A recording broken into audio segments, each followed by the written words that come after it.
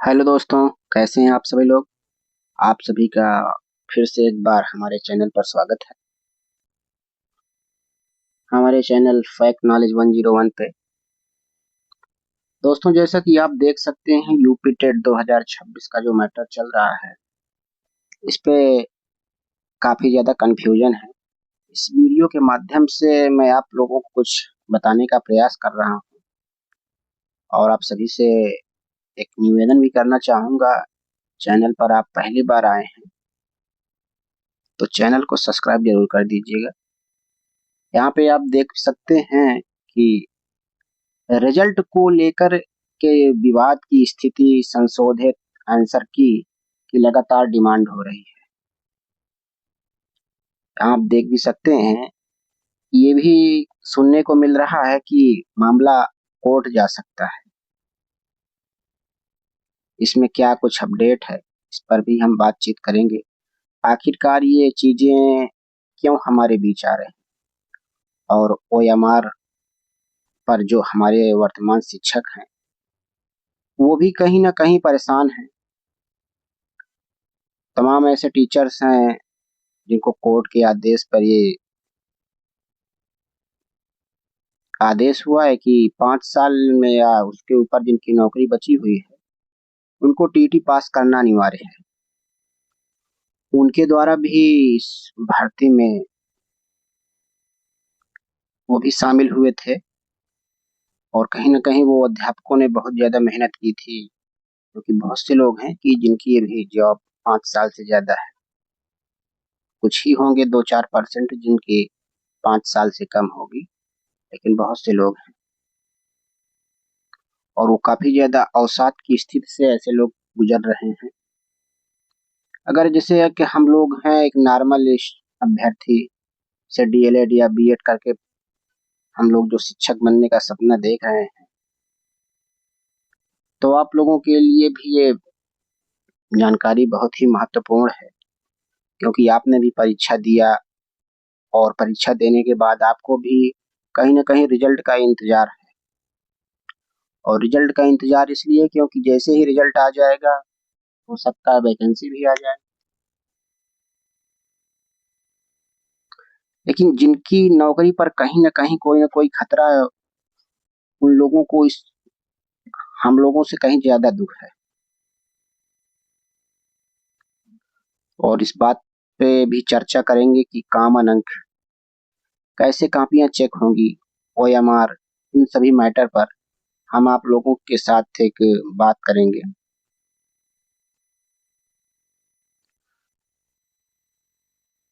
जैसा कि हम सभी लोगों को पता है, यूपी टेट टेट 2026 में ओएमआर भरने में कुछ त्रुटियां हुई, मानता हूं, क्योंकि जो टीचर कभी भी जो पुराने टीचर्स हैं उन लोगों ने ओएमआर पर कभी कोई काम किया नहीं, तो कहीं ना कहीं स्वाभाविक रूप से कुछ ना कुछ गलतियां हुई हैं।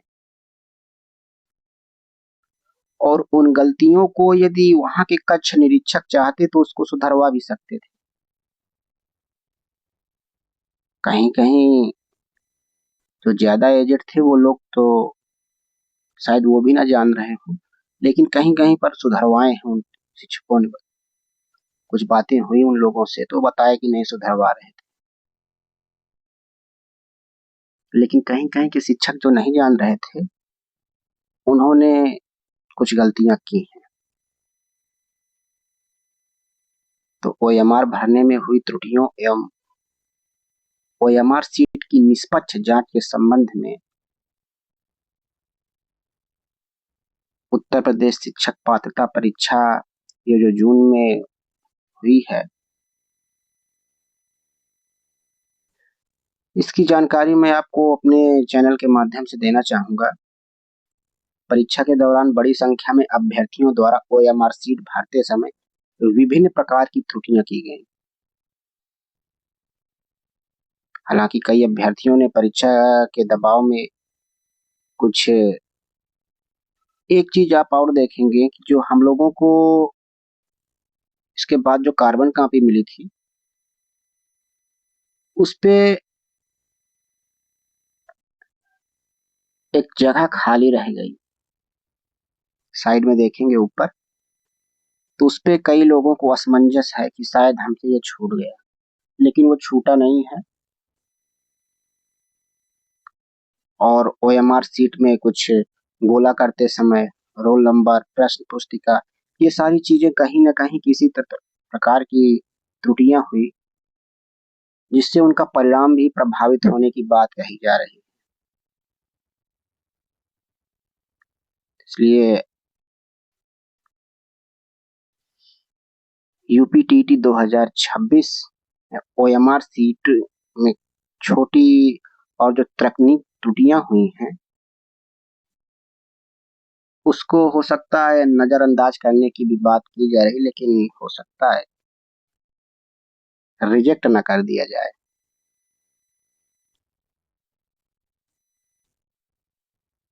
क्योंकि जाहिर सी बात है, ओएमआर स्कैन के दौरान रिजेक्ट अमान्य घोषित की गई। ओएमआर सीटों को दोबारा मैनुअल जांच कराई जाए। जिन अभ्यर्थियों के ओएमआर पे किसी तकनीक अथवा मानवीय त्रुटि के कारण जांच से बाहर रह गए हैं, उनके हितों में एक उचित निर्णय लेना चाहिए। ओएमआर निरस्तीकरण की संख्या एवं उसके कारणों के संबंध में पारदर्शी जानकारी सार्वजनिक की जाए कि कहाँ पर आपसे गलती हुई है।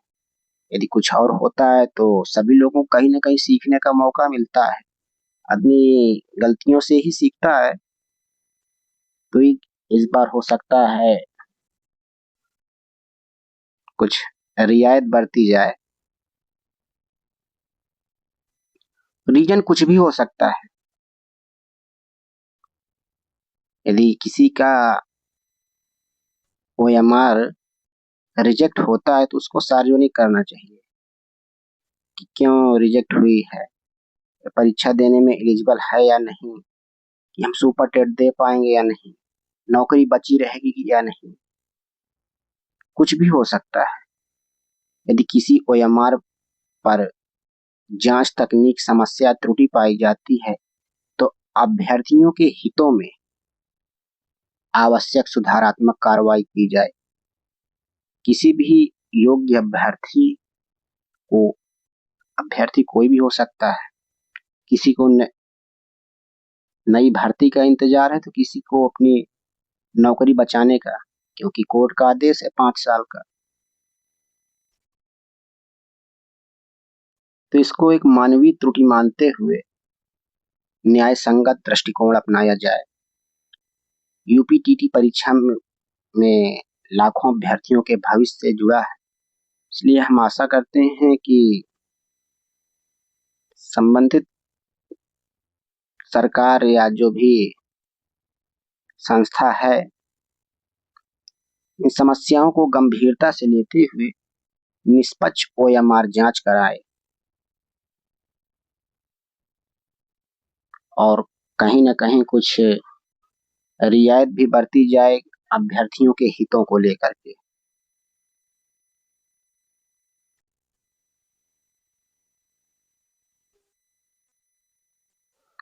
इस मामले में उप सचिव ने बताया कि जिन अभ्यर्थियों को ओएमआर सीट भरने के संबंध में आवश्यक जानकारी पूर्व में ही उपलब्ध कराई गई थी, ओएमआर सीट का मूल्यांकन स्कैन करके दिखाया जाएगा। उसमें मानव हस्तक्षेप नहीं हो सकता, क्योंकि सूचना जो है प्रभावित हो सकती है और नियमानुसार ओएमआर सीट का मूल्यांकन नियमानुसार तो होगा ही, भले ही युवा शिक्षक अभ्यर्थी क्यों ना हो। कहीं ना कहीं ये दुखद है। यदि आप कहता हूँ किसी को अगर 82 नंबर या 90 नंबर चाहिए, बाय द वे वो 1-2 नंबर से कहीं ना कहीं कुछ हो जाता है, तो उसको पास करने का एक प्रयास किया जाए, पास किया जाए इसको। और एक बात और है कि कुछ आंसर की वाला जो मुद्दा है, आंसर की वाले उस मुद्दे को पहले आंसर की जारी की जाए ताकि लोग उससे मिलान कर सकें। ताकि दोबारा कोर्ट में जाने की स्थिति ना हो, क्योंकि भर्तियों के इंतजार के चक्कर में यदि इंतजार भी है और कुछ लोगों के चक्कर में यदि यही टीटी मामला जो है कोर्ट चला गया, तब ये कहीं ना कहीं एक बार और हुआ था, शायद 2017-18 में टीटी का मैटर हुआ था। और फिर इसके बाद सितंबर 2018 में 68,500 की जो वैकेंसी शायद उधर हुई थी, 2018 में ही हुई थी, उसकी वजह से बहुत से अभ्यर्थी जो एक एक नंबर से फेल हो रहे थे, वो लोग उस परीक्षा में शामिल नहीं हो सके। इसलिए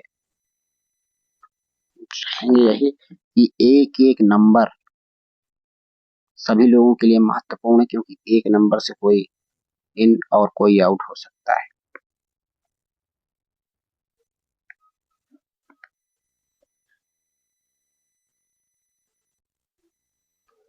आप सभी भविष्य के शिक्षक हैं। आप इन गहनताओं को ध्यान में रखते हुए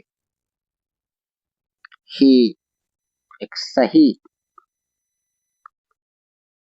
सटीक रणनीति के तहत अगर यदि पहले आंसर की आती है तो ज्यादा अच्छा रहेगा।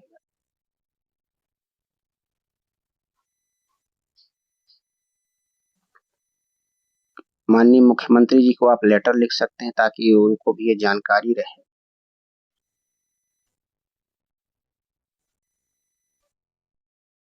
और उसमें आपत्तियों की जो संख्या थी लगभग 32-35 क्वेश्चन पर किए गए थे, तो भाई कुछ ना कुछ क्वेश्चन तो गलत मिलना बिल्कुल लाजमी है। आपने भी, मैंने जैसे टीजीटी को देखा है, उसमें 37 क्वेश्चन पर आपत्ति दर्ज कराई गई थी। तो कहीं ना कहीं आयोग की तरफ से कुछ गलतियां हुई कि बहुत से आसान आसान प्रश्नों पर भी आपत्तियां हुई हैं। आप विशेषज्ञों के साथ मिलकर के कुछ ना कुछ पेपर बनवा सकते हैं या उनके आंसर की पर एक बार चर्चा कर सकते हैं।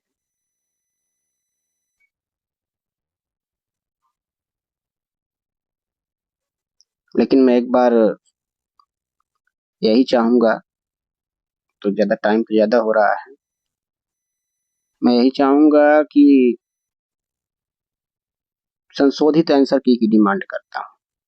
मुझे पहले ये है कि पहले संशोधित आंसर किया है, और रिजल्ट तो अभी क्लियर नहीं है, बाद में रिजल्ट आता रहेगा, लेकिन पहले यदि आयोग चाहे तो 4-5 घंटा पहले दे सकता है आंसर की, बाद में दे सकता है, ये भी हो सकता है। लेकिन हाँ, जो भी आए सटीक रहे आंसर की, उसमें किसी प्रकार का ऊहापोह या विवाद की स्थिति ना। और रही बात रिजल्ट को, तो रिजल्ट हो सकता है महीने के लास्ट में भी आ सकता है, कि या कुछ भी जब भी आए, लेकिन मैं यही चाहूंगा कि पहले आंसर की आए। आंसर की पहले आएगी तो इससे विवाद नहीं होगा, कोई आपत्ति नहीं होगी। क्योंकि रही बात एक एक नंबर की, तो एक एक नंबर पे भी मामला कोर्ट जाता है। तो रिजल्ट का इंतजार करते रहें, रिजल्ट जैसे ही आएगा वैकेंसी भी आएगी, इसलिए धैर्य बनाए रखें। चलते हैं। और रही बात कॉमन अंक की, तो कॉमन अंक तो अभी कुछ कहा नहीं जा सकता, क्योंकि जो पहले दिन परीक्षाएं हुई थी उस पे एक नंबर का भी कोई विवाद है ही नहीं कि एक नंबर का भी विवाद हो। तो चलिए, फिर महीने के लास्ट तक का इंतजार करते हैं, तभी हो सकता है रिजल्ट आए। मुझे तो यह था कि आज रिजल्ट आ सकता है। ठीक है, आप लोग इंतजार करिए भर्ती का और रिजल्ट का भी।